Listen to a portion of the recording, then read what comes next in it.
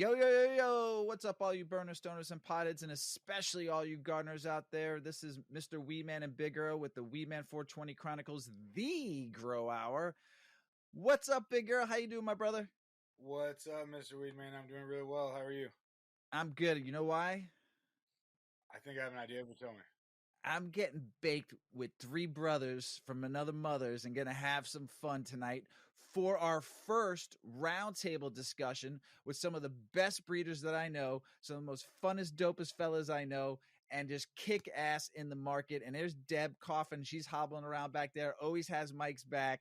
I love it. I love it. Hitting that dab rig right. I love it. I love it. Gentlemen, say hello to the world of all the gardeners out there. Howdy. What's up, guys? Another day, another dollar, another weed plant to holler. I hope everybody's doing well. Terpy, what is it, Wednesday? Today's Wednesday, I think, in most parts of the Today's world. Wednesday. But yeah, man. Hump day. Hope everybody got over the hump. It's what happens when you get back from a great beach vacation there, Yeah, Terp, right. enjoying life, dabbing on the beach and having fun. I can usually tell you what flower day it is, but I can almost never tell you what day of the regular week it is. I love it. Hey, so let's smoke. I am smoking some sour poo grown by our friend Big Earl over here. Love this strain, Big Earl. So I'm gonna light this up and then tell us all what you're smoking, and then we have a little story we want to talk about, a little story time before we get started with this episode. So, Big Earl, what are you smoking on?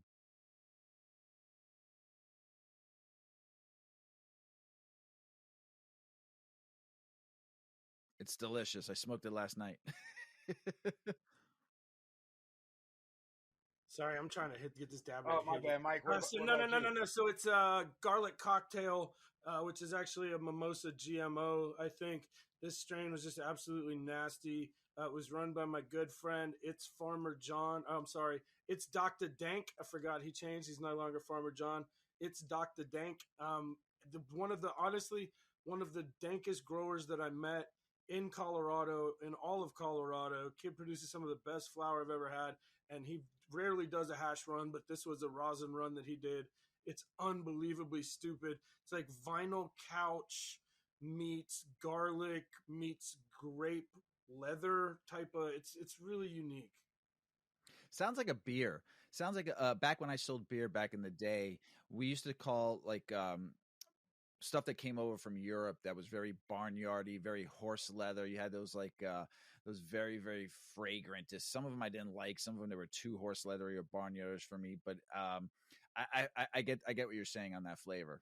It reminds me of the old craft beer days. This cannabis industry is reminding me so much of craft beer when it comes to flavors and profiles. They both mirror each other a lot, especially somebody who worked in it for 8 years. It mirrors a lot, especially flavor profiles and stuff. Mike, what are you smoking on, brother?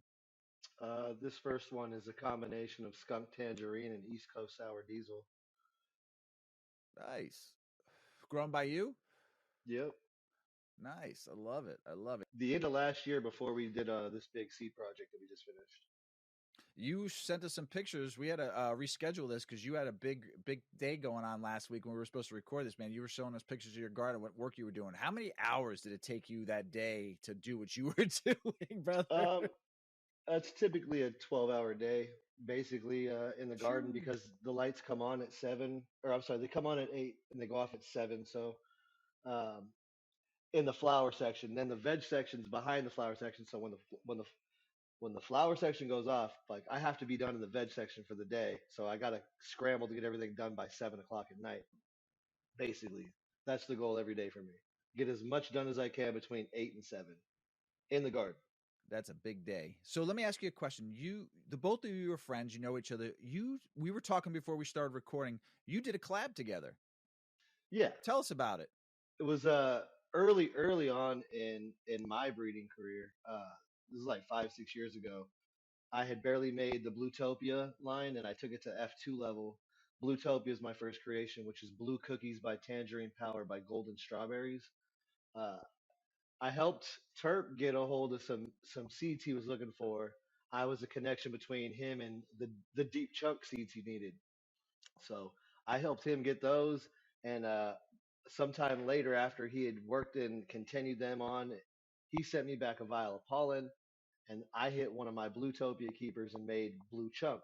I also hit my Dosi, I think it was my Dosi Topia I hit, not the Dosi Dos. And I also made Dosi chunk, which both of those are long sold out by now. But that was one of our early collabs.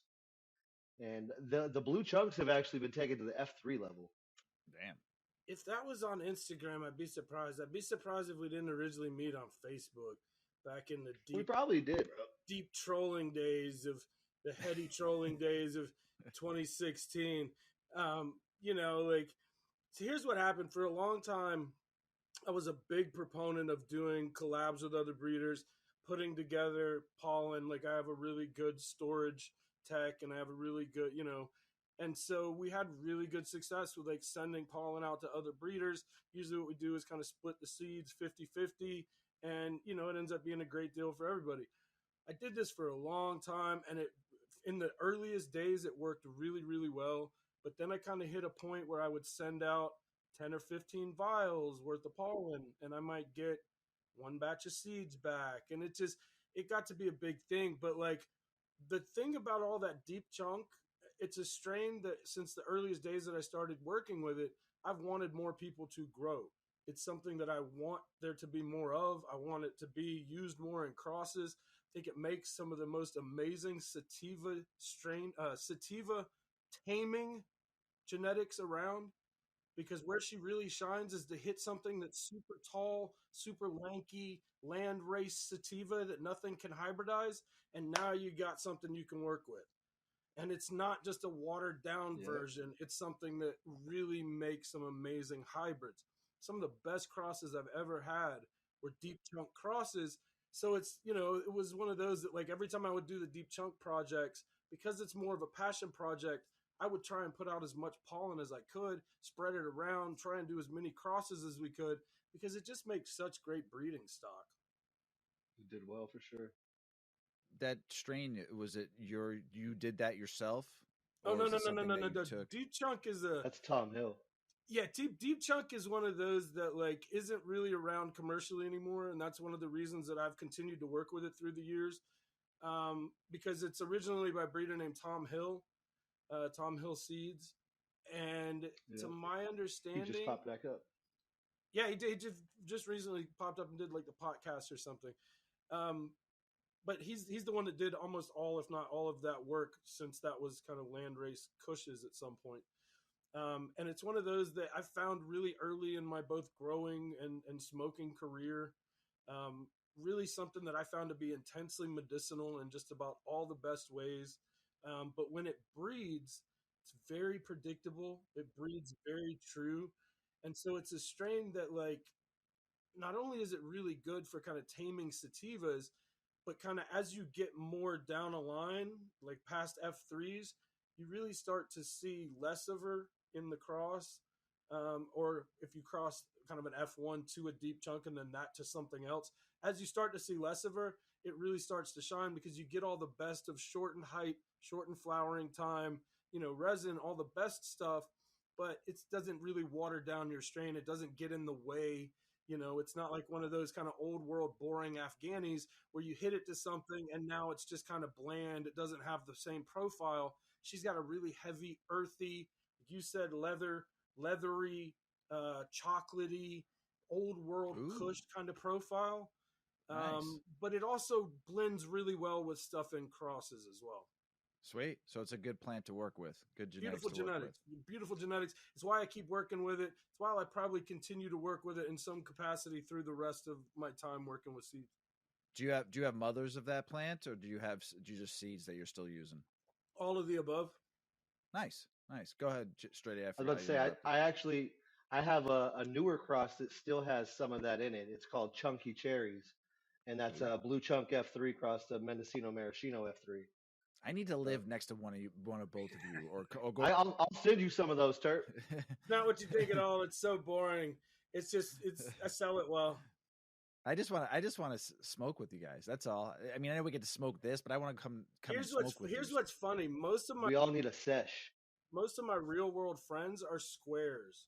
They're generally not weed people. They're people that can take maybe 2 hits off a joint and just be out of their fucking mind. And like, I don't have a ton of like those deep weed. That's why I love these conversations, because I don't have a lot of this with the people that I actually know in the real world, because most of them are just normal people that I've known for 20 years, and we knew each other from school or we grew up together. And it's like I don't know a ton of like weed lifers that weed is a constant conversation. And even when we get together, they love weed and they love to hit dank weed, but like 2 puffs and they're over the whole thing.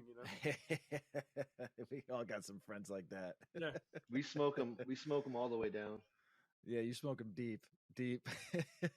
So I love it. I love that the two of you know each other. You've worked on some collabs together. I love it. So here's how we're going to roll this. We're going to roll a Q&A style thing, and this is going to be kind of fun. And we're going to go one to the other, and you're all going to have some time to answer and some time to rebuttal. It's going to be fun. So I'm going to go first, and then Earl's going to say a couple. We'll go back and forth. So let's get started here. So germination. How do you Terp, this one's for you to start. Germinate. How do you germinate? Do you soak, paper towel, pop the seeds in containers? How do you do it? I guess the short answer is it depends on what I'm popping. If I'm popping something that I know has probably been produced in the last year or two, they look healthy, super healthy seeds. They're getting a 48-hour soak in tap water. So they get 24 hours in the tap water. I tap them with my fingers so they sink to the bottom. It's become one of my favorite pastimes in the world, is tapping the seeds. And then they get 24 more hours at the bottom of the cup. By that point, most seeds are going to pop. After 48 hours in water, most of them are going to pop. At that point, I go into rooter plugs. Always rooter plugs, never into just soil. Just because I've always kind of found gradual steps all the way up through the rooting process is kind of clutch. So going into a rooter, into a red cup, into a 1 gallon, into a 5, that helps root development. 48 hours into rooter plugs. Otherwise, if it's older seeds, if it's something that's been in a box for a while, unknown origin, trying to pop a lot of that. Sometimes I'll do maybe a little H2O2, a little bit of hydrogen peroxide, just to kind of get any bacteria out of the way. And then the exact same process, 48 hours in tap water. I've worked with a little of this and a little of that through the years, doing bacterial stuff and doing rooting stuff. And, once they go into rooter plugs, they love kelp at that point, anything with kelp or seaweed, and roots are just going to explode. But really, it depends on the age of the seeds.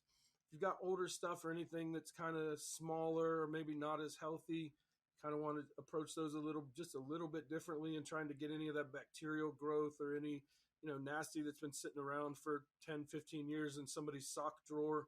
Who knows where, some seeds, who knows where some seeds come from, but you always kind of want to get just any of that bacterial growth if they're older seeds, just because it gives the seeds a little bit more of a chance to kind of get out of their shell and to get some growth. Sweet. StraitA, you got any rebuttal to that? Anything to add on or take off? It's basically the same. I just usually always start with the peroxide, the H2O2, just because it's a good thing to do. It's just an extra oxygen molecule. It helps fucking add a little bit of extra oxygen. It helps break down fucking the seed coat. You know what I mean? Pardon the French. Can't argue with that. Yeah. Do you let your fingers do the walking like Terp does, though? Boop, boop, boop. Oh, boop, I boop. booped them. I booped them all individually. Yeah, you have to physically say the word boop. Oh, I like booping mine. I boop mine all the time. Boop, boop. One boop. thing I will add that if you do have so I do the same thing basically, but like I said, I add peroxide from the gate. Um, I do go directly into a light soil mix sometimes, depending on how many seedlings I'm gonna do. If we're gonna pop fucking 200 seeds, I'm probably gonna go directly into.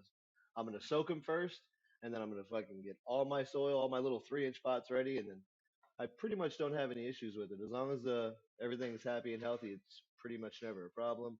And if you do have some stubborn seeds, sometimes what happens is when you grow and make seeds organically, probiotically, you're going to get thicker holes, thicker shells. So they're not going to open right away. Some of them need a little help. So you can crack them. The people sell seed crackers. You could get a little cracker. You can use your fingers. Uh, you can use a pair of whatever tweezers, whatever, something small that you won't destroy the seed. You have to be kind of careful. But like I said, they make little seed crackers. think Woodshed13 on IG makes these little seed crackers, and they're pretty cool. Nice, nice. But yeah, other than that, you can plug and play from there. And older seeds too. Another trick, GA3 gibberellic acid helps add. I don't know this. I'm not going to sit here and fucking destroy the science of it. All I know is that it works really well on older stuff. That's cool. Yeah, So StraitA, go ahead, Earl. Sorry. a lot of that older stuff is the shell. Also, like you were saying, not only like the probiotically grown organic, but that thick shell. But how permeable that is to water. So, and you and I were just talking about on the other podcast about how much of that inevitable longevity of a seed comes down to how much moisture of the original, oils and moisture that seed has internally that it uses to take those first couple steps out of the seed casing. How much of that is intact? So if we're talking about 10 years, Earl and I think, I'm usually comfortable with about 10 years. But past 10 years, you really start to see significant declines in germination, even when well kept. But from there, it goes kind of down. They're able to do in vitro like tissue culture stuff now. Earl, you've probably learned about that a little bit recently with older stuff. That's what That's what originally started us talking about it. I have some bog seeds, some original bog seeds that my buddy sent to me because we're gonna do some preservation work on them. Just F2ing whatever we got. You know what I mean? If it's a 10-pack, I got one 10-pack bucket. Everything goes. Everything on everything. Let's preserve them. I want to talk to somebody that actually does that for a living, that seed, situation, that can give us a better idea of kind of a time frame of a ceiling for kind of how long your average seed is going to remain viable. Like I've generally seen about 10 years, and then you start to have a precipitous decline. That doesn't mean they're all going to die, but you have less and less at that point that start to pop. Like with what we have now with modern, technology and with all of the stuff, embryo stuff, how far can we extend that past what it would normally be? I think we would definitely. What farmers do now with like vegetables and stuff is they just keep making new seeds with the stock every year. They keep or every so often, and that's what we need to do. Pop your seeds, do preservation runs, do what you got to do, but don't just let them sit there and collect dust forever because they're just going to get worse and worse and worse. They don't get better over time. Yeah, we talked about that. We talked about that too, Mike. Let's start popping seeds. Let's start preserving. Let's start getting stuff into the hands of people that can help us preserve, and not just especially if you're one of those people. Oh, sorry. Go ahead. Go ahead. Especially if you're one of those people that hoards from the old school, and you've got this stash of stuff that you've now realized you couldn't pop with the 100-acre woods. You couldn't possibly in 100 fields pop it all. Start getting those into the hands of people that actually pop seeds. Let's get that old stuff that's just sitting around in seed form that we always talk about. Where's it at? Somebody's got it out there in their stash. Like, get that stuff out. There's a certain point where you're not just collecting, you're hoarding, because you're killing so much of that by not running it eventually that, get it into the hands of people that actually pop seeds, The hardest part for me, because I fall under that category of hoarding seeds. I do it too. And the hardest part is like 90% of the people that I'll send some rare ass, expensive ass, can't find seeds to people. 90% of them I don't see shit. You back. have. Yeah. And it's like, I'm cool with people who actually pop them and run them, but a lot of the times I didn't do that. I didn't do that to you, did I, Earl? No. I don't think neither one of you guys did that to me. Okay, I was just making sure because dude, there's one of those where when you get so many seeds from people, sometimes people have an expectation that something's gonna get run in the grow immediately, and I was just making sure I didn't. No, neither one of you. I'm super sentimental too, so I hold on to all the packs that from all the homies. Like I sold off all the expensive stuff, you know what I mean? Just like for paying bills, to take care of farm stuff, whatever it may be, to survive these days. But I still I have all the homie stuff still, so I do too. It feels and pretty that's good. The thing. Like if you ever sent me something and you lost it, and you sent it to me, unless it's something you've seen me work with, hit me up. I probably still got it somewhere because I have bins of that sort of stuff. Because people like we were talking about earlier, people will breed with my stuff and then they send them to me, and like I'll get on a run and I'll be looking for something specific, and I'll find this bin that's just envelopes of where people sent me stuff that they worked with my stuff, or they just wanted to trade, or like I'm bad about. I'm gonna say this again, and it's gonna bite me in the ass, but I'm bad about telling people no when it comes to trades, especially if it's somebody who makes seeds. And I just remember being that dude who Your nobody DM's about to gave a blow up on Friday. On Friday, Right. you're gonna get about 15,000 fucking DMs. Bro, you want to trade? You want to trade? Bro, I get it. I get it already all the time, and especially if it's somebody that makes seeds. I feel bad because I remember being that kid who made seeds and nobody cared, and like you just wanted somebody to be like, "Yeah, I'll take some." But then the reality is, when you've had 40, 50, 60,000 Instagram followers, that happens a lot, and people sent me through the years just so much stuff that's piled up that there's no way I could ever touch it all. Like no Well, way. he thanks you for But sending. I thank them, you. I thank you guys so much, and for everybody that does it, I still go through the process and I go through the motions, and like, yeah, I'll trade you some stuff. You know, I don't really want to do 15 packs, but you know, like we could trade a couple packs, and I try to go through the motions for everybody, and it's just because I love to trade seeds, and you never know when something you got in a trade is going to be huge down the road, or Right. it's just going to end up being a similar thing to something else that's going on that's really awesome, or who knows. And it's like at the end of the day, if you ever send it to me, I guarantee you, if you need it back, hit me up. That first question took 20 minutes. 20 minutes. I'm sorry. No, I'm just kidding. I'm just kidding. So anyway, let's move on to it is. Let's move on to the next one. StraitA, this one's for you to start. What's the biggest difference in selecting a pheno for breeding versus selecting a pheno for growing? StraitA, you first. They kind of go hand in hand in a way. To be honest, if you want to breed with something, well, there's it just depends on what you're breeding for and what you're looking to do with that breeding project. That's the bottom line. So, uh, if I'm doing it for breeding, let's say it grows like shit, but it smells like like just some amazing, unique fucking fruit that nobody's ever smelled, and it's like, but it's just horrible structure, piece of shit plant, right? So you try to breed that with a good solid structure, male that has fucking vigor, size, dense floral clustering, maybe a little bit of trikes if it has it. I don't really care if male has trikes or not. Female will do her job. There, just because a male doesn't have trikes doesn't mean that his offspring won't. It's kind of just an added bonus for maybe hashability potentially. That's a side topic, but breeding and growing. So if you want to do a production run, you want to choose a strain that you know is going to do well for what you're doing. If you're running a dep or a greenhouse environment and you have a limited plant count, then you're going to want to run something that's known for getting big and throwing down and hitting the numbers that you want to hit. Maybe you're only allowed 48 plants because it's a medical garden and you have to stay within parameters, stay within like all the legalities. You have to know what you're going to get into so that way you can actually properly plan for it. So that's more growing for production. Now, for breeding purposes, like I said, that's just mixing and matching where you want your terps and you want your highs and everything to kind of collide with something that's going to keep its or add structure and add potency and flavor, you know? So if that answers the question well. It does. Terp, any rebuttal? Yeah, when you're doing selections for your own garden, it only has to impress you. But when you're doing selections for breeding, it has to impress every damn body. Everybody. It has to, the things that people hit me up and say they're looking for in a strain are so ridiculously varied that I mean it's tough to ever make a strain that everybody's gonna have, some interest in. And it's all at a certain point it's down to marketing, telling people what they want.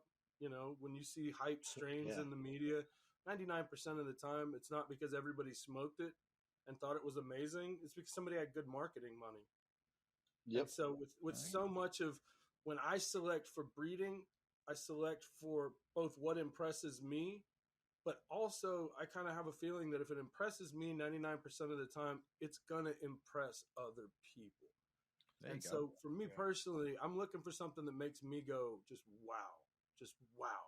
Because if I say that, never shown those strains to other people and they just been like, man, that's just garbage. That's just, I've never, So it's usually, I'm looking for something that impresses me. But at the end of the day, breeding's tough because you're trying to impress everybody in every grow condition with every end result. Everybody's got different needs for why they're growing, why they're harvesting, why they're selecting seeds. So yeah, man, it's really tough. Gotcha. Earl, you're taking over, brother. Yeah. When you pollinate, what are you looking for in that pollinated plant to know that it's done? That you say, hey, now I'm cutting down this plant, terp. By week three, 3.5, most males are starting to throw dust. Like you're starting to see dead pistils around him. You're starting to see. So like past 3 days after that, everything in that tent has been dusted, right? And you're going to see continued flower growth, but it's going to be very slow and very stalled. So leaving him in there for huge amounts of time past that, I don't know about you guys. This is a good one for StraitA. I found out in my 30s I was deathly allergic to cannabis pollen and cannabis pollen only. I never had an allergy to pollen in my life, never had a seasonal allergy problem, can go out in the middle of the spring and do anything outdoors, no problem. No problem. The minute I inhale one single grain of pollen, I'm done. So for me, I kind of, as soon as I can get it out and it's not now contaminating everything with pollen, just everything I touch and everything that's around me and just everything, because it gets everywhere. It's literally the plant sperm of the world. It gets everywhere. And, for me, I try to get those gone as quickly as I can. So I usually don't see the end of flower for most males unless I'm doing, a pollen collection project where I'm specifically just keeping him around as long as I can and just to collect as much dust as I can every single day.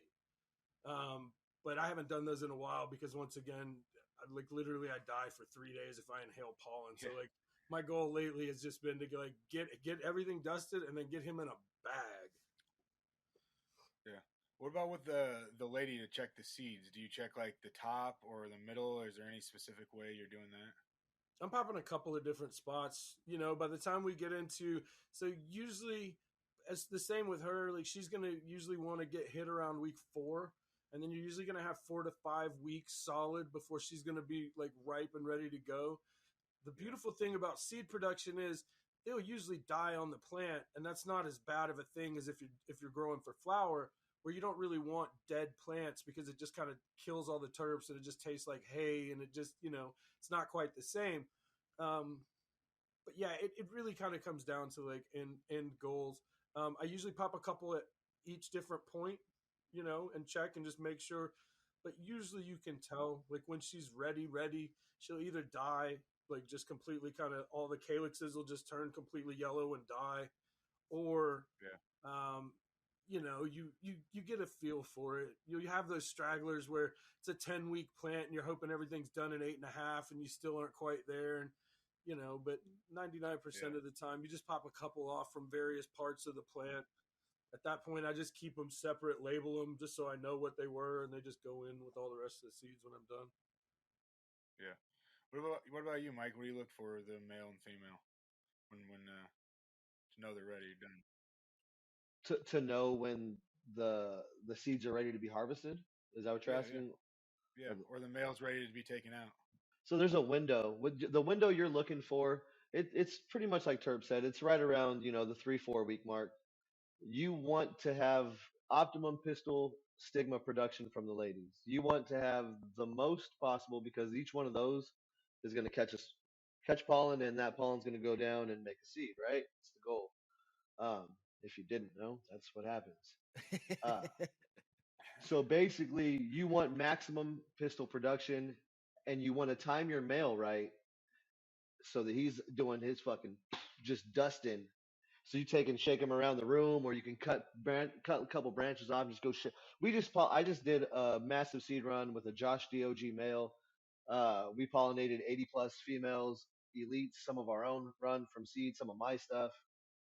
It's an epic OG run. Hit just one for the ages. Looks dope. We did like five projects in one. You could hit whole greenhouses with one male though. Oh yeah, If there's enough pollen on one male, you could pollinate a whole field of weed, you know. And then I had two massive males in this room. Everything got fully dusted. So, but the thing with this male was he kind of like I let him stay in there from, well, he was in there the whole time, but I took him out in about day 35, day 38 range in that window, because at that time everything that was in there had already been fully pollinated. And you can tell when what will happen is the pistils will actually start dying. They'll start turning brown and orange or whatever, red, whatever color their pistil is going to be on that plant. It'll die and it'll be brown or red. Like I just said, no more white hairs. Yeah. And then that means it was successful. The pollen took, and then in a few days to a few weeks, you'll start seeing the formation of the seeds on the plant, and it's a beautiful thing. And it takes from onset of pollination to the final day you take that male out of the room.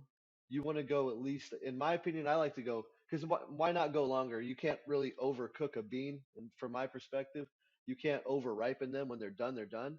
Only thing you may have problem is that the bract will actually die, and the seed can potentially fall out, and it'll go into your medium, and then that you'll end up with seedlings before you might not want seedlings. So I've seen just them be pop on the mindful, watch plant. your plants. Oh yeah, me too. It's just it's too humid of a room typically when that happens. Well, But overwater, yeah, you know, flush and hard, like or at the over end. water. Yeah, Yeah, overwater man. and really hard at the end, and I've seen them pop like that. Yeah. Yeah, it's impressive. They're vigorous. Yeah, the real trick at that point is getting your females in just a little bit before your males are ready to throw. So like I usually give the girls Yeah, so 10 they're days. Yeah, and then 10 days they 7 to go 10 they days go in range the is same what we do. kit. Yeah. So real quick, for all you youngins out there, Terp and StraitA are going to be teaching reproduction on Discord next Saturday night. Just Yeah, there's stay some tuned. videos on the internet. I can give you some search topics. At 4:20 p.m. They're going to show you how it's done. Reproduction. I'll sing for Yeah. you before we I'm start. about to be shucking a whole shit ton of seeds, so Those hand stay cramps are tuned. coming, brother. We get into some Fuck. uncomfortable gender discussions. So speaking of gender discussions, so besides a plant herming, what's something that's going to have you dropping something from breeding? Like, you know, whether it be like tons of leaves or small flowers or what it might be. Mike, we'll start with you on this one. I'd probably go with like a terrible like leaf to calyx ratio, like just something that's just like you said, just a leaf machine. Nobody wants smoked cabbage. No, Yeah. we've all trimmed up weed that we didn't want to trim up. You know what I mean? And some of it might have been good, but some of it was just Brickweed back in the 90s, motherfuckers. That's what I had to do. 50-pound fucking shacks of fucking brickweed. Deal with that fucking shit. that's how you win right there, right? I'll send you all the seeds you want. Bro, I bet there's, hey, you know, the funny thing is there's some people that would love to get their hands on some of that 90s brickweed seeds just to find out. There's some I wish I still amazing, had it. amazing fucking land raised sativas in there. I could have gave you 10 I've million grown of them. some. Yeah. I know. That's pretty funny though. But what about you, Terp? Something besides herming in a plant that you're gonna be like, nope, not working with this anymore. No terp, like terps. The short answer, terps. Yeah. You know, not yeah. not being something that's just instantly impressive flavor wise. Anything that's got a super simple profile. Like if I can just describe it as kind of gassy, it's probably not going to stick around with me for long. If I can describe it in one or two, it's a little floral. Like I'm probably not going to keep that one around for long. But if it's something that like every time you hit it, there's something different and you pick up something slightly different, that's the one. And anything that doesn't do that, that doesn't give me that like, wow, what was that? I need more of that. It's just I'm just not gonna bother with that. Those are the two big ones, to be honest. Like you guys said, in this day and age, it has to be something to everybody. So you have to think about it's gonna go in somebody's grow to be flour. It's gonna grow in somebody's grow to be extract. You know, it's going to be somebody's grow who just is growing it strictly for the flavor or for the medicinal effects. So it's like you're really trying to get a little bit of something for everybody. But at the end of the day, I'm picking terps, herms. Those are the two things. Got to go. in how are you checking for your flavor and your terpenes in veg? You doing stem rubs, or how do you like to do that? I mean, I Terp. will. That's like the first time I meet a lady, the first time we've been introduced, and I just want to know what she's bringing to the party. Then yeah, some stem rubs. But like, to be honest, the only real way to tell what she's got, what she's gonna bring, and what she's gonna do is to run her out, breed her out, and then run those seeds. And then you're really going to see some strains are more passive in what they'll pass on. So they're better for, like, it's got great purple punch. Great example. It's a great strain. Nobody's going to really yell about the terps.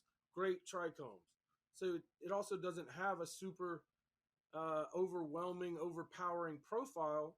So you take something, a daddy that's just super terpy, and hit it, and now you got a hash plant with a new flavor, with something different.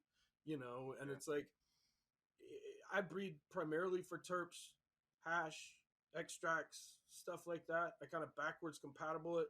If I do that first, then they're usually going to smoke great.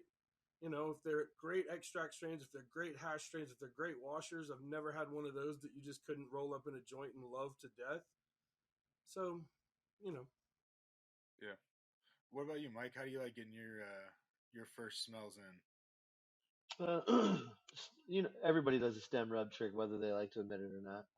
We're all rubbing legs. We're all rubbing legs. Let's be honest. We're all rubbing legs. You got to, but yeah, like you said, the true way you're never really gonna know until you actually get them in flower, and then you're not gonna know until you actually get them in after flower. You dry them, cure them, smoke them, see what you got, then you run them again, like you said. Then you can compare and contrast against the moms and see what the dad brought to the table. Then you kind of can go from there, pick a direction.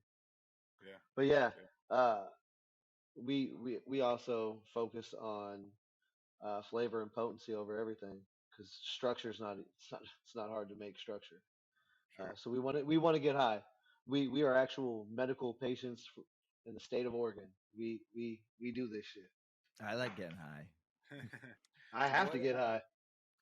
Do you do anything in flower to get a smell out of it so you're not destroying the bud? I know that's something we talked about before, how you don't like to mess up the flower.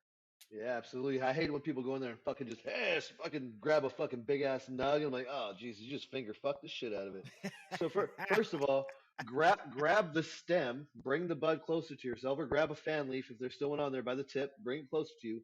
Get real close to the bud and grab one of the sugar leaves and give it a nice light rub, and then put those right in your nostril and whiff away.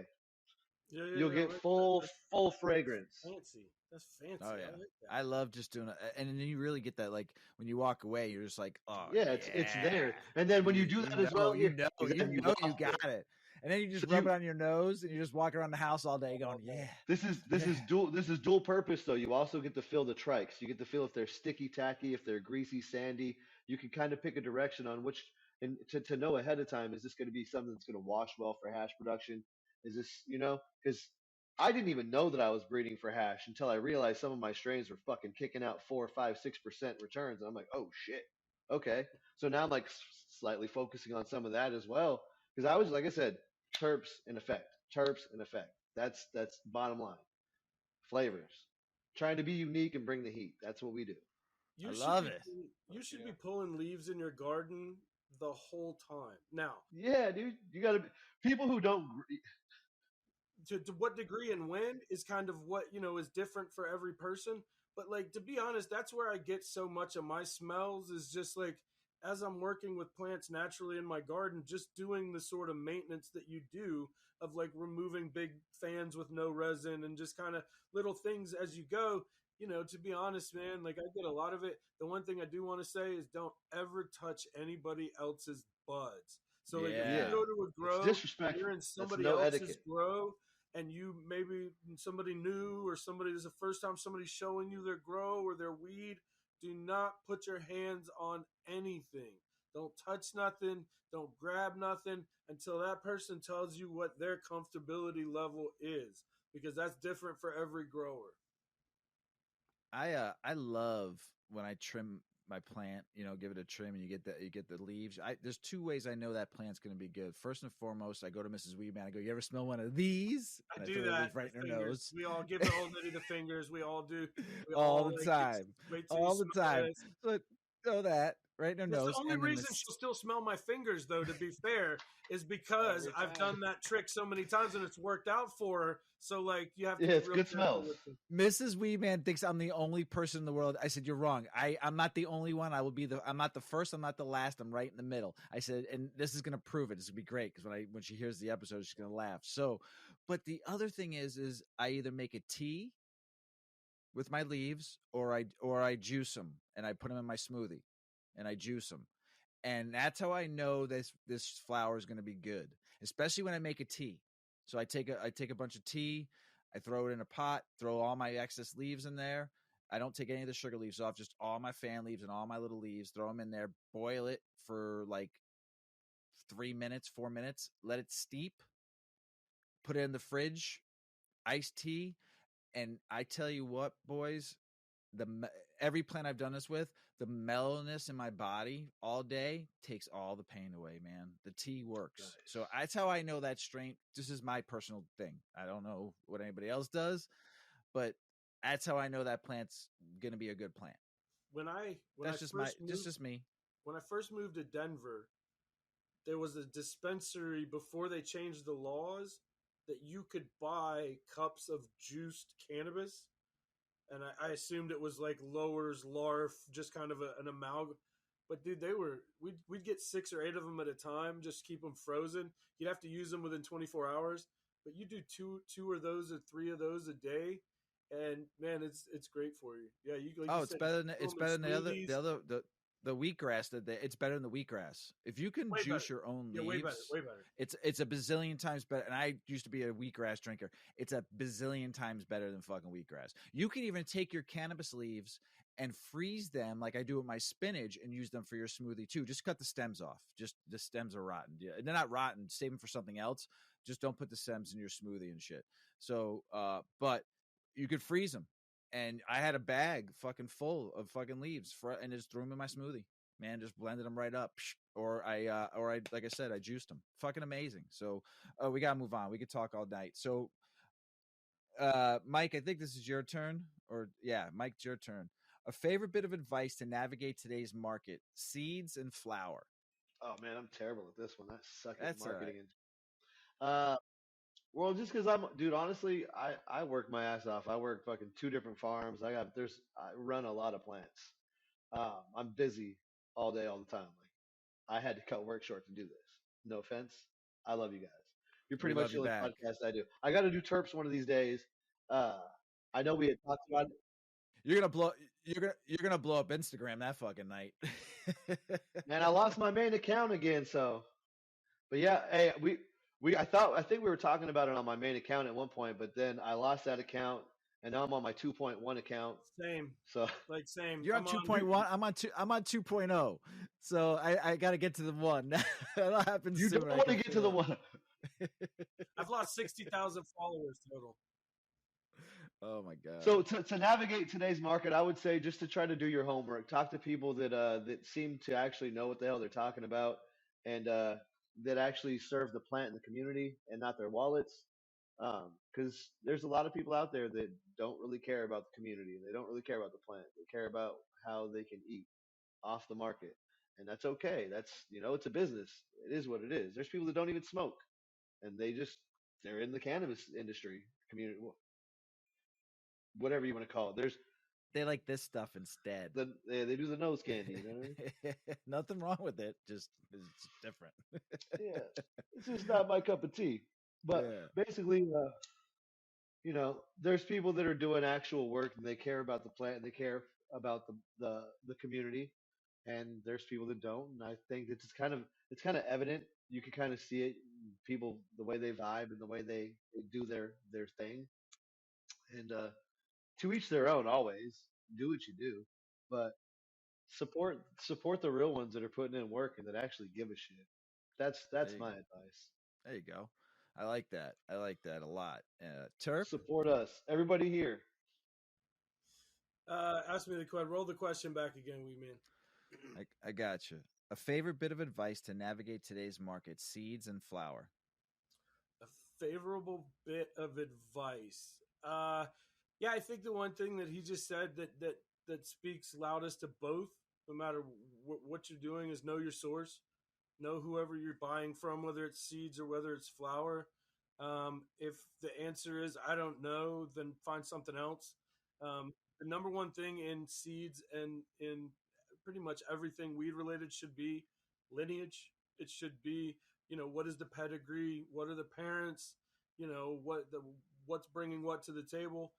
So if seeds are your thing, know your source, know your breeder, and if you can't find that information, find somebody you can, because not all of these breeders are just a nameless, faceless, nobody knows who they are and nobody sees them and nobody ever runs into them, and they're just go to this seed bank and get my stuff. There are a lot of breeders right now that are doing it. Listen, man, if we weren't making money, we'd still be doing it, and that's why we're still here.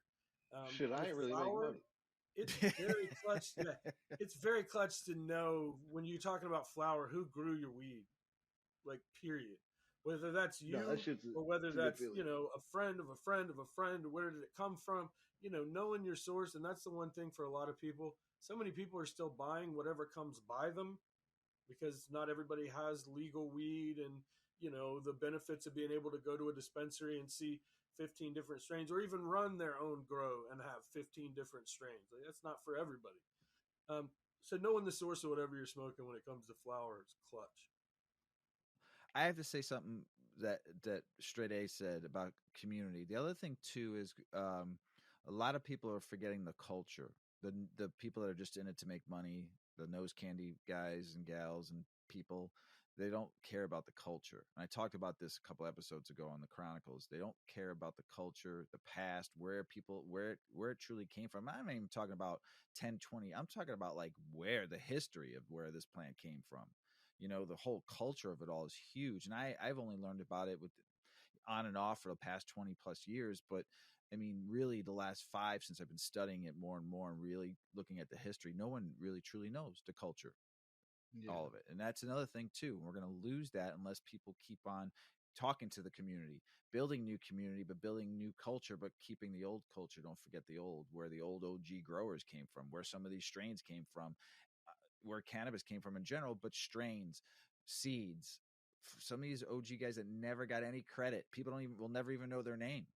yeah, You fellas know their names. They have to keep that history going. I don't know the history. I've been learning it from all of you and reading, but the history of some of these breeders and some of these strains where they came from, it's up to you, the three of you, to keep that going and keep that history going. Post it on your Instagram so people can read like stories of this shit. Like it's to me, it's detrimental to the industry. So to forget where you came from, where yeah, you got your experience from, where you got your first look at, that's huge, man. And you're gonna be OGs in 10 years. Remember that. I mean, some of you've been doing it for a while, but in realistic fashion, in 10 years you'll be fucking OGs in the industry, because where we're going now at home grow, you're now all the hard work you've been doing for the last 5 years, 10 years, 20 years, Terp, is eventually now going to come to where you've been waiting for this to happen. Yeah, That no, makes man. sense. Yeah, yeah, no, absolutely. The one thing that I want to speak on that kind of goes to the culture that you're talking about, very much so, is how much of weed culture has now been flushed down the toilet by platforms like Instagram. How much of weed culture, pictures of grows, pictures of strains, people's content, how much of that stuff has just been thrown to the meat grinder of Instagram. The amount is sad and sickening.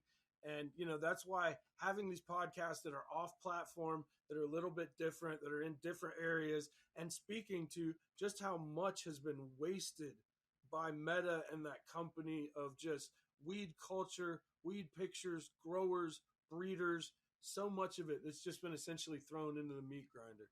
Yep, I we've agree. both lost many accounts, and I put so much time and effort and energy into the like my original account, my M straight 420. That was my original account. I had almost 10,000 followers like 3 4 years ago, and I've then lost lost that. 60,000. Dude, I know. I've only lost like 25,000, bro. It's not as much. Trust me. You got a It's bigger following crazy. for sure. but it's devastating. I just lost mine that I worked my You ass know. off for, dude. And that content I had on there, I got a little bit of it saved, not like probably half of it. Yeah, Dude, but that it's not what it content was. was no, that content was golden, man. That was like some of the OG stuff that I did when I Yeah, first started this back in 18, I man. hope Some they're pictures able from to get it back somehow, dude. Have you talked to anybody to try to recover your account? Instagram has not answered my emails that I've sent them. I sent them probably 20. Wait, are you just Not in trying to hard email, or are you actually filling out the "Give me my account back" form? all of it. Nothing. And I think because so many people went in and restricted it and blocked it and said it was hacked, I think they just fucking You know, but that's so funny because all your content is literally just talking head. It's all just Yeah. literally talking head videos, you know, with smoking. Like you don't do any like weed. I don't really see a ton of pictures and flower and plants on your page or none of I your. do every Friday. Show your grow Fridays. Oh, that I is take that my is right. yeah, That is right. You do yeah. the one thing Show a week. your grow. I want everybody to show their grow. Send me a Was picture of that your what got grow. you in trouble? Do you know? No, I got hacked.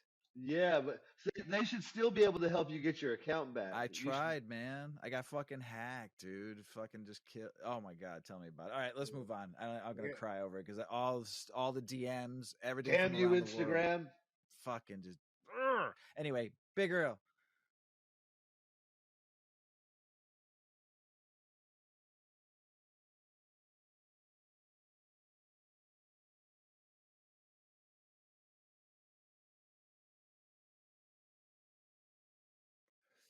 I like this one. This is a good I question. think I've done this one with you before. But I think, the only reason I say that is because I don't know that I'm going to give the same answer. Most of these are kind of like when you ask me the question, I'm giving you the answer that's on the top of my head. This was a question on one of our shows, but we were going real long and we saved it for later. So we read over it when we went over it, but I don't think you actually answered it on the show. To be honest, I think if it were something that were that rare to me, I would be fine either way. But a female is generally what you. I mean, like the I think the answer should generally be is because then you get to see what you're working with. Whereas if you're working with a single male, you know absolutely nothing until you've crossed them out and crossed them out. So you've kind of given away like all of the cheat codes of like figuring early on, you know, narrowing some things out. But like yeah, I don't know. I think as a breeder, I would be happy with either. But as a grower, on the grower end, obviously, I think obviously most growers would say a female because 90% of the people in the world never seen a male plant, wouldn't know what to do with a male plant, surely don't know how to work with a male plant, Sure. you know, and like. But as a breeder, I'm fine with either. I'd be fine with either. If it were something super rare, I just popped up and I didn't know I had it, and it's 20 years old, and I got one seed out of 200, and I don't care. Dealer's choice. What about you, Mike? Yeah, I'd be cool with either one, but I'd be rooting for a lady for sure. Just because I know that if I find a cool lady, I can hit her with another male and do a back cross and keep her back in seed form. You know what I mean? I Yeah, can make nice. a male. I can make a male her with a back cross. You understand? Like, Yeah. and then we can, boom. She's You could around also forever self now. it if you really wanted to. Could you take some You could. cuts too and clone it? Just keep on Yeah, clone it too. You always. take some cuts, right? But if you want to be able to like breed with it, you can, like he said, you can self it. You can use some feminized spray, and you can self it. What you do, like, so a good example, you take clones, you make a mom of this plant. You take a bunch of clones, you get a room, you got 8 to 10 of these plants in there. One you're maybe one or two you're reversing, the rest are all going to get pollinated. A week before you go to flip, you spray these plants that are going to be your donors, your pollen donors. They're going to get the hormone change. They're going to get gendered. Okay, no offense, people. I meant that in a good way. Basically, those are going to turn from ladies to dudes, but the pollen they produce are XX because it's a girl. They don't have Y chromosome. So the offspring are going to be selfed S1s. That'll be. But the thing about S1s, people don't realize it's not genetic. Like it's not like every S1 you run is going to be just like the mom. That's like a misconception people have. S1s are like the F2s of the feminized world. So you're kind of opening up the gene pool at the S1 level. You'll be able to find the mom again, but you're just keeping that gene pool intact, but in fem version. So, and I've never even made fems myself. What I was simply saying there was with the female, you can make more seeds technically. If that were your goal, but with just a male, it's not as easy. I'm not a big fem guy either, so that's not really generally how Me I too. think. But like, there is kind of that one caveat of like with a girl, you could make more, more self seed, fem seeds, and find more cuts if that were your goal. Not breeding, but just cuts. You could find other somewhat similar cuts. Yeah. Yeah. I, Nice. I like that. It's a good question though. Yeah. Well, so like on the antagonist side of that, a lot of people would probably think male to get seeds the fastest, but when you actually get into it, you say, well, I can see what it expresses the fastest, at least in one of its phenotypes. Yeah. Um, it will, advance that project quicker. So yeah, totally get it. Let's talk. We've talked about it a little bit, but we haven't just real quick. What medium do you want to run right now, and why do you run that, Mike? Organic soil all day with dry amendments and teas. There you go. Terp. Because we care about terps and potency Right now, and the earth. For seeds, generally speaking, like a synthetic setup, both synthetic and organic. For flower, usually organics.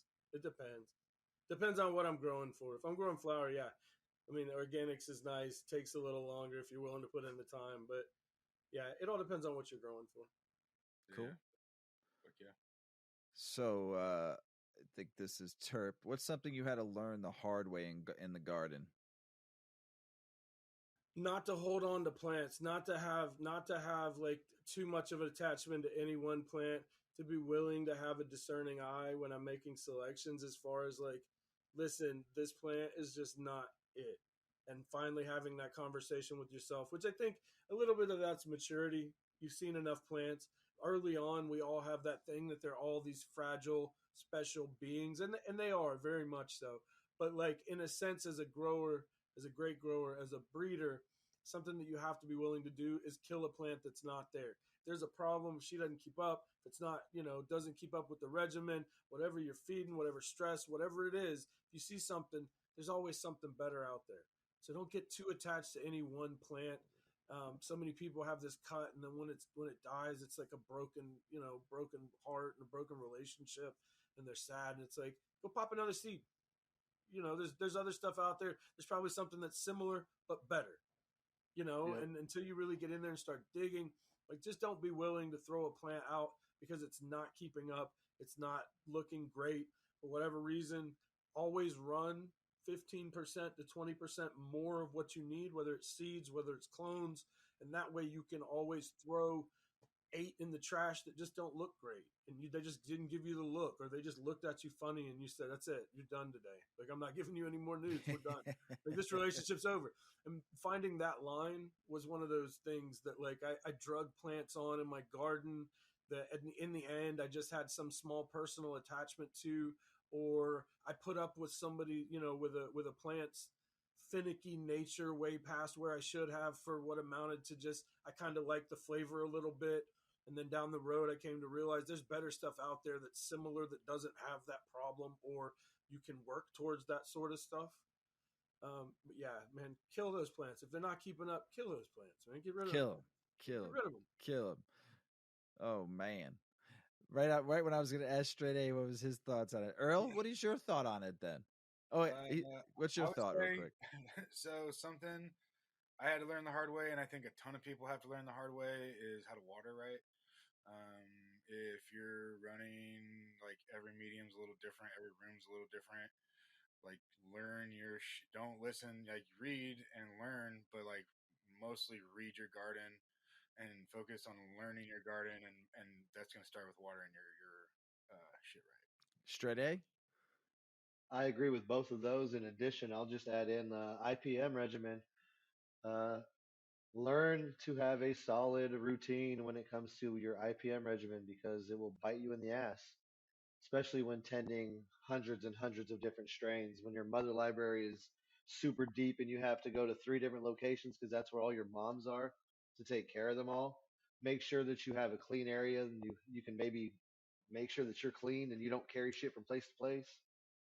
that kind of thought, you know. Tell But have everybody a what IPM stands for. integrated pest management. That's it. That Then we means have you. you, We had you on the show for that. You led that show yeah. for us. Hey, Hey yo, it all comes full circle. there it is. Oh shit.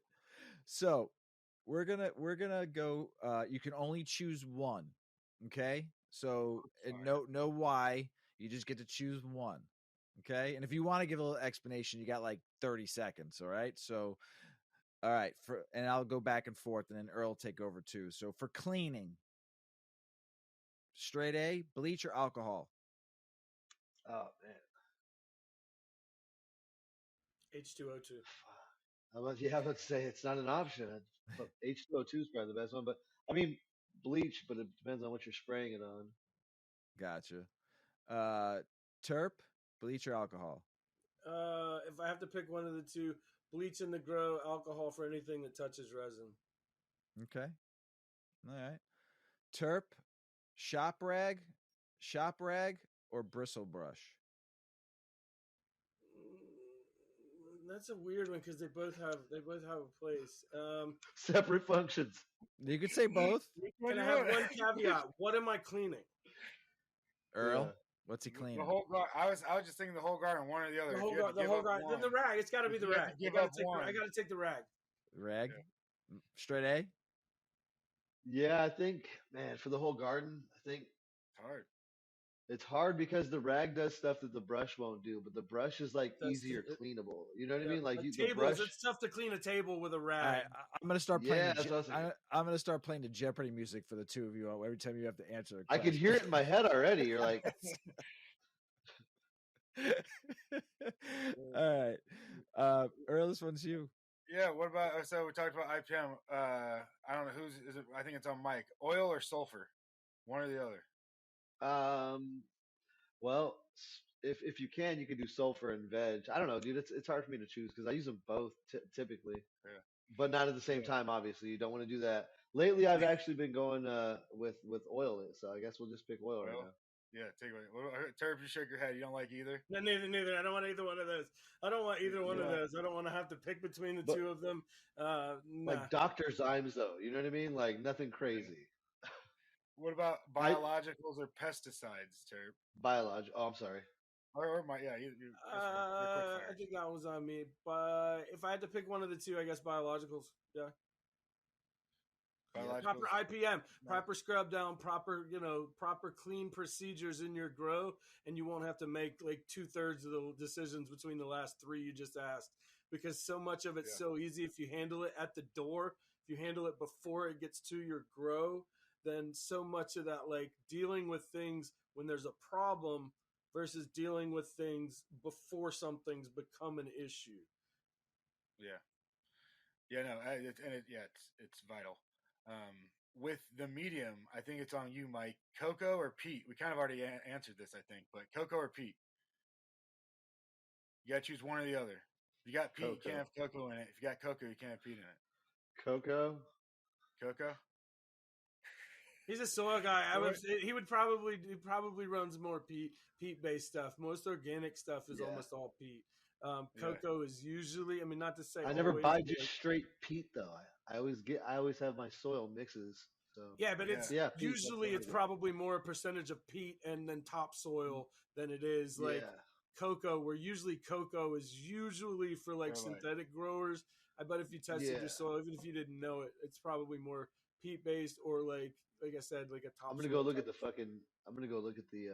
breakdown. I think you're right. What about if you're running hydro? You got to run one or the other, rock wool or clay pebbles, Terp? I always ran them together. I always ran them together when I had to run them. I always ran rock. I mean, like, I never really loved just rock wool cubes. I've seen tons of grows in them, and I've seen some fairly successful grows in, just stackable cubes where you go the tiny cubes into the bigger cubes and then finish into like a 3-inch or a 5-inch cube or something. I never really liked that because there's absolutely nothing there.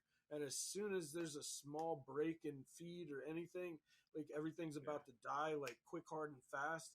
At least with clay, I think you got a little bit of something. It ain't much, but it's, What about you, Mike? If you had to run hydro, you want to run only rockwool or only clay pebbles? Probably Rockwool. Like, man, okay. Fuck it, it's just an easy answer. Okay. All right, so this is genetics, okay? Straight A, sativa or Yeah. indica? One or the other, 100%. Genetics, just genetics, sativa or indica? Indica, as you can Terp? tell. Oh, there's absolutely no doubt. Indica, 150% indica. Yeah. That's why I love the two of you. Would you guys rather spend the afternoon defoliating a plant or trimming up a plant? Terp? I think they're both things that most people hate, and they're both things Yep. that I've just kind of found a happy zen with. And I've never looked Oh, at man. a pile of weed before or after it was trimmed and didn't think, man, that was awesome. That was really kind of awesome. And so the same with pruning. It's like such an important part of your grow. But I don't know. I like trimming, so I'd probably say trimming. If I had to pick one, like I don't mind trimming. Trimming's fun. I like it. Dude, we're supposed What about we you? have to work together because I'll do the defol, you do the trimming. We're good. And I can do a couple pounds in a day if it's decent weed. So That's mad, it never bro. really bothered me. I've been doing it since I was 14, and it's just one of those things that once you get into a good groove with it, I can watch a movie and just trim a pound of weed and not think about it. I got a defol a 60 by 30 depth in the next few days. It depends on how big the grow is too. Like there's a certain amount of like if I got a defol like huge rooms and I got to do it by myself, man, that gets to be really shitty work for a while. Whereas usually I can sit on the couch and trim and it's just comfy and it's like it's at least somewhat comfortable. Where like at best case you're sitting with a mechanic's chair like up underneath plants and like Yeah. Or crawling underneath beds. Oh yeah, grow yoga. So straight A, Kush or OG? It's together. I like OG Kush. Yeah, that's true. Yeah, OG all the way. Right. Even though I love Kush too. Terp? I'm taking Kush. All day. Yeah, I'm taking Kush all day. Yeah. So Earl, when you're looking at your plants, you want small, dense flowers. Would you like a little bit of like that sativa fluff in them, Terp? Depends on what the trikes look like, to be honest with you, because that's what I'm looking at. So, like, if it's got that super dense look, all those trikes that are in the middle of that bud are going to be harder to extract. So, if it's got a little bit of some fluff to it, you know what I'm saying, where it's not rock hard nugs. Yeah. But if we're having to take the extreme, yeah, I'm going a little more fluffy than I'm going rock hard. I like a fluffy. I like a fluffy nug. Yeah, I agree with that. Like not larfy nug. No, not larf. Yeah, like just a nice. Yeah, I would go with because the dense little rock nug. I don't know. That's not my vibe either. They're hard to break up. Even if you dry them right, they never break up perfectly. And there's just so much of like if you're extracting all that stuff in the middle is harder to like knock off and get into. When you grind or break up a good fluffy, it just looks so nice broken up on the tray. You could just tell that bud is meant to be smoked. Oh, it rolls really nice too in a joint. When you get a tight nug and it's dry, you fucking turns into dust. I hate when weed's not supposed to be meant to be dusty. No. Unless I'm putting keef on my fucking bowl or something like that. That's a different story. Or cooking with it. So go ahead, Earl. Mike, you rather have one famous clone or 50 of the seeds that it came from? That's a tough one. Just because I like hunting. But with the clone, I can like I mentioned earlier, I could always do a back cross and make my own seeds with it. So probably just take the clone. Yeah, less space. I already have a shit ton of stuff going anyway. Yeah. Send it. What about you, Terp? Give me the seeds, I'll throw them in the box. There you go. I ain't growing none of it. So, Terp, this one's for you. A nosy neighbor or cop down the road? Cop down the road. Yeah, I got to say cop down the road. Yeah, man. It's really one of those that, like, keeping your neighbors around you happy is clutch. But like, at least you know where he's at. At least you know where they don't usually like to do shit around their own houses. So it's like, keep your business tucked in tight, and like being around down the street from a cop's not the end of the world. But having a neighbor that's really shitty, like level 11 Karen, yeah, I don't want that. I don't wish that on anybody, bro. Mind your own fucking business is what I say.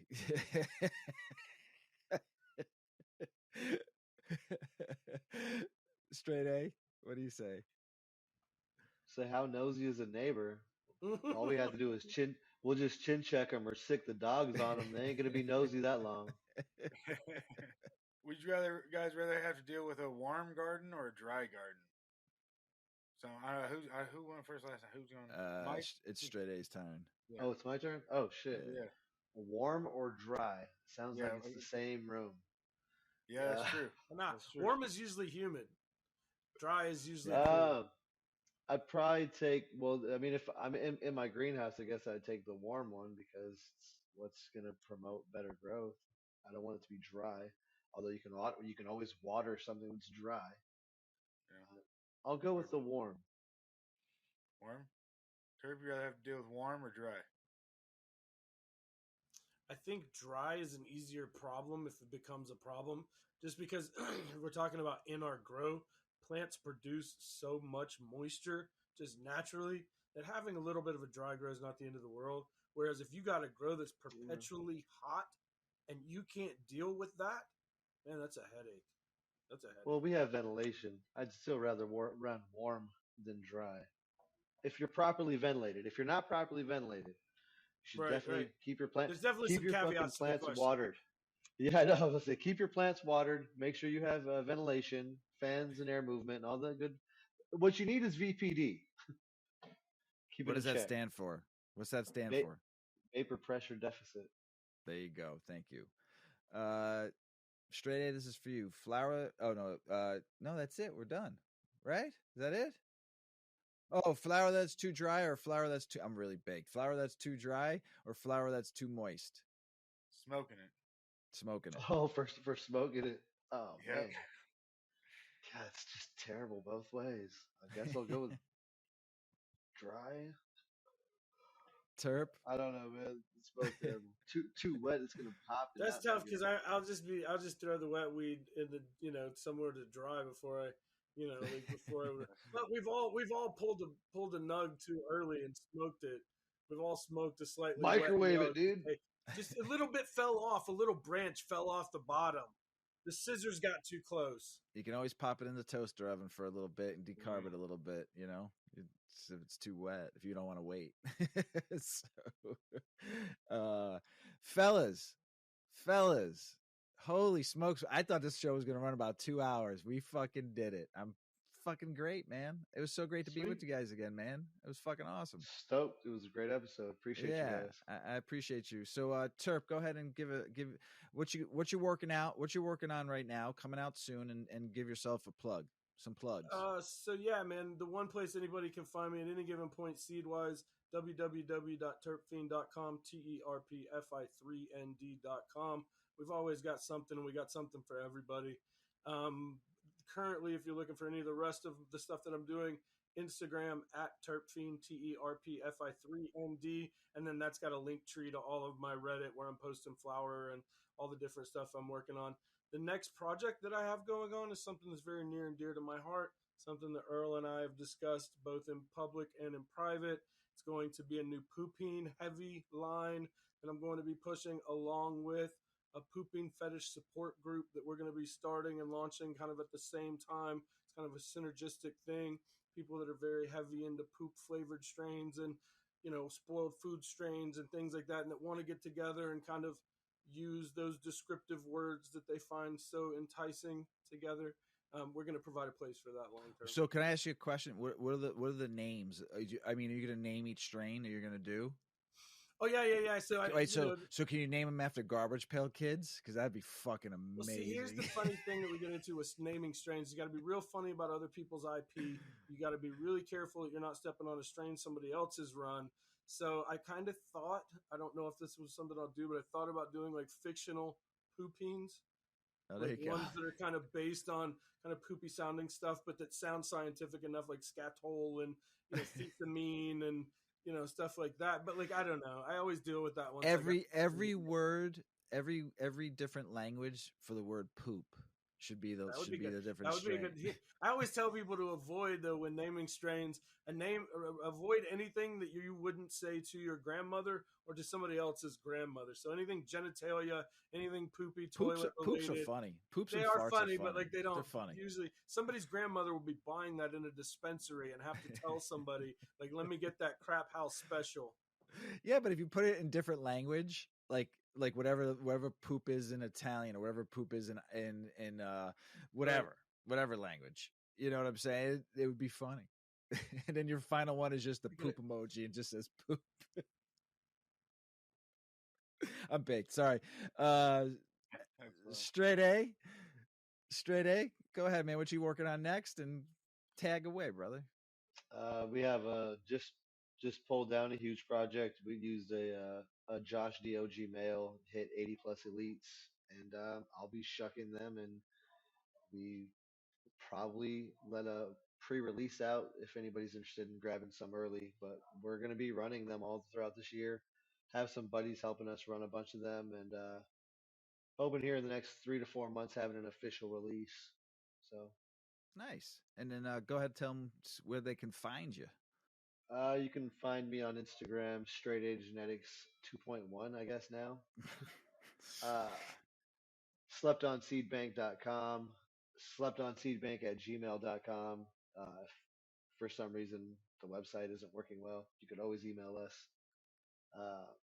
Yeah, other than that, Sweet.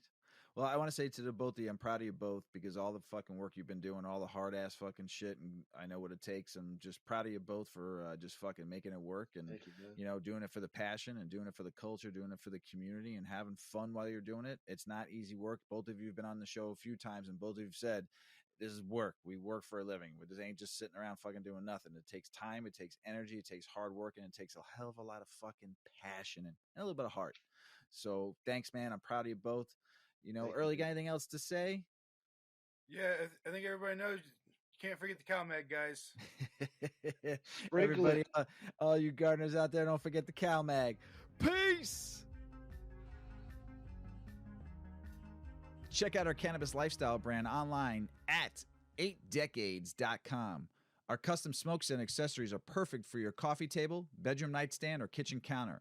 They're designed for you to show them off.